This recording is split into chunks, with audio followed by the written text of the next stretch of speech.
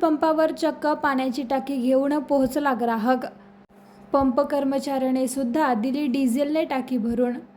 बुलढाणा जिल्ह्यातील इंधन टंचाईच्या अफवांमुळे ठिकठिकाणांवरील पंपांवर इंधनासाठी ग्राहकांनी मोठी गर्दी केली असल्याचे पाहायला मिळत आहे। तर चिखली येथील एका पंपावर ग्राहकाने चक्क 200 लिटरची पाण्याची टाकी विकत घेऊन पंपावर आला आणि टाकी भरून डिझेलही घेऊन गेला असल्याचा प्रकार घडला आहे।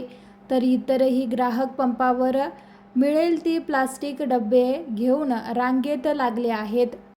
दुसरीकडे मात्र जिल्हाधिकारी यांनी इंधन साठ्यावर कडक निर्बंध आणले असले तरीही पंप चालकांकडून त्याचे पालन होत नसल्याचे दिसत आहे। आता प्रशासन यावर काय भूमिका घेतं याकडे लक्ष लागून आहे।